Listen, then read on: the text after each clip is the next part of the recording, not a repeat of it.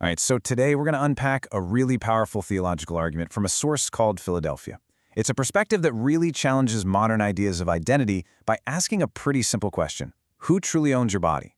We're just going to walk through their view on pride, sin, and the gospel, all straight from the source itself. So let's get into it. So right off the bat, the source hits us with this really provocative claim, and this is what anchors their entire argument. It's all about ownership, and they make it super clear. If you don't get this one point, that your body isn't actually your own private property, then the rest of the argument just isn't going to click. Okay, so here's how we're going to break this down. First, we'll look at this idea of the body as a temple. Then, we'll get into how they define pride as the actual root of sin.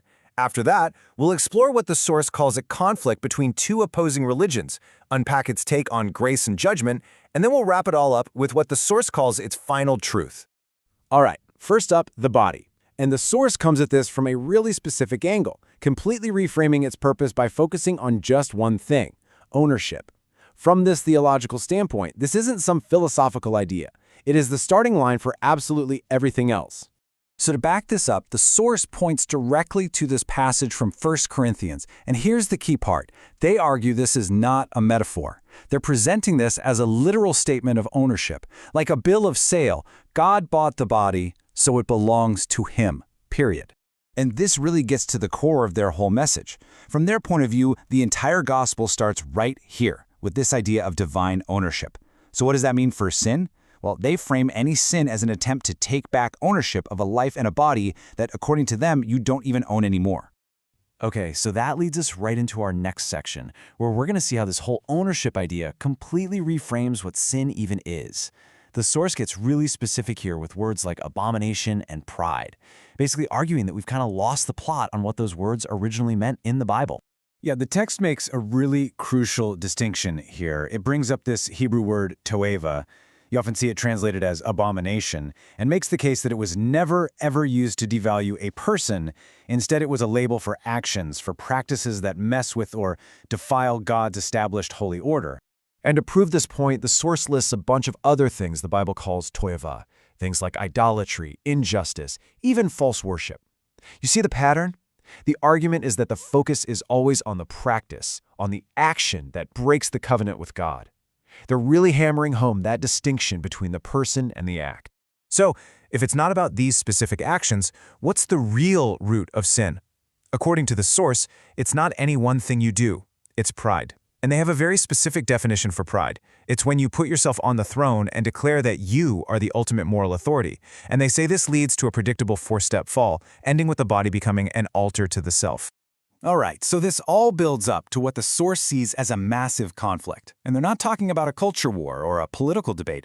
No, they frame this as a head-on clash between two totally separate, totally opposed religions, each with its own God. And here's how they lay out that contrast. It's pretty stark. On one side, you've got what they call pride ideology, and its core message is celebrate me. On the other side, you have the gospel, which they say, pointing to the book of Galatians, has the complete opposite message. Boast in what God did when He killed who you were so that Christ can live through you. So, yeah, the source is incredibly direct about this. Its conclusion is that these two systems, these two religions, simply cannot coexist. They're built on opposite foundations. One is all about celebrating the self, the other is about denying the self. According to them, there's just no middle ground there. Okay, so you might be wondering, where do our actions, the things we actually do, fit into all this? Well, this next section gets right into that. It tackles that classic theological question about grace versus works, and it argues they're not at odds at all. Actually, they're completely connected. So the source brings up this super famous passage from Ephesians. You've probably heard it. It's the one people often point to, right? To say that what you do has nothing to do with being saved. But the source says, hold on, you can't just stop reading there. Because literally the very next verse gives all the context you need. The argument they're making is that grace doesn't get rid of works, it's the very thing that creates them. It authors them. So good works aren't how you earn salvation, they're the evidence, the natural, inevitable result of it. And that's what it all boils down to. The source says your actions are basically evidence. They show who's really running the show. Who's the author of your life? Is it you or is it God? It's a great way to put it. Works are the fruit, not the root of salvation. And to really drive this point home, the text goes to the book of Revelation. It points out that when Jesus addresses the seven churches, What's the first thing he says to almost all of them? I know your works. So the argument is that when it comes to judgment, it's consistently based on what people actually did on their works, not on how they felt or the identity they claim for themselves. All right, we're at our final section now. This is where the source pulls everything together into a really clear, four-part summary that defines the central conflict of the whole argument. So these are the 4 pillars that the whole argument rests on. We've basically touched on all of them.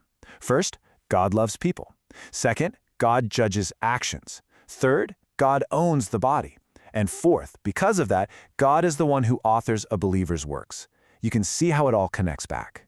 And the source actually provides this image to make its central point crystal clear. You can see it visually sets up 2 opposing claims right against each other.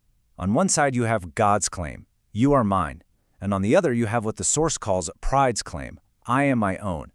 So the way it's framed, the choice is between these 2 ultimate authorities. Who gets the final say?